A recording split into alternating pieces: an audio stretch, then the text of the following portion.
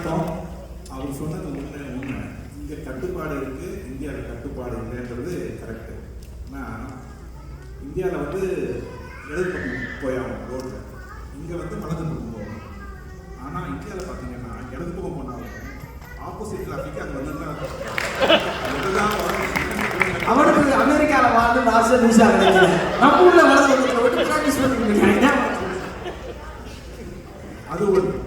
நான் இங்கே ஒரு வரும்போது இங்கே ராமர் பேர் வச்சு ஒரு அப்பார்ட்மெண்ட் ஆஃபீஸ் இதே ஊரில் அங்கே தான் பண்ணியிருக்கேன். அங்கே வந்து எல்லாரும் பெரிய மிஸ்டேக் ஆயிருக்கு. லுங்கி கட்டிட்டு பனியன் போட்டுன்னு எல்லாம் ஜாலியாக வெளியே போயிருந்தாங்க. அப்பயே முடிவு பண்ணிட்டு இந்த ஊரில் தான் நான் இருக்க போகிறேன் அப்படின்னு. இதை விட சுதந்திரம் நான் இந்தியாவில் தான் இருக்கேன்.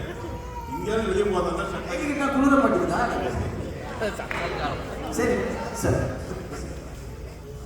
இப்போ இன்னொன்று, இப்போ ரொம்ப தூரமாக போன வாரம் இங்கே வந்து அமெரிக்க சுதந்திர தினம் கொண்டாடினாங்க. அப்போ பார்த்தீங்கன்னா பட்டாசு வந்து காலையிலேருந்து இரவு வரைக்கும் எப்போ வேணால் யார் வேணால் போய் எல்லாம் வெடிச்சிருந்தாங்க. இதே நம்ம ஊரில் தீபாவளினா ஒரு டைம் லிமிட் கொடுத்துருவாங்க, இப்போ தான் வெடிக்கணும், அதுக்கப்புறம் வச்சா சுற்றி விடலாம். அது சுதந்திரமா, இது சுதந்திரம் இல்லைங்களா?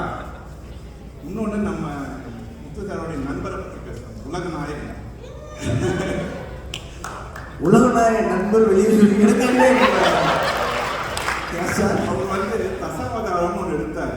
அது வந்து அமெரிக்கா பிரசிடென்ட் ஒரு மாதிரி கிண்டல் பண்ணுற மாதிரி ஒரு அவதாரம் அதில் வரும். ஆனால் இங்கே அந்த படம் ஓடிச்சு. இப்போ ரீசெண்டாக தக் லைஃப், நீங்கள் எல்லாரும் மல்டிபிள் டைம்ஸ் பார்த்துருக்கீங்க தக் லைஃப்ன்றது மூவியில். ஆமாங்க, அதை வந்து அந்த ஊர் மாகாணத்துலேயே ஒரு 2-3 மாகாணத்தில் பேன் பண்ணேன். அங்கேயே பார்க்க முடியும். எது சுதந்திரம் யோசிச்சு பாருங்க. மன்னிப்பு கேட்கணும் ஹைகோர்ட் சொன்ன பிறகு கேட்க முடியாதுன்னு சொன்னாங்க. அதான் சொல்றேன்.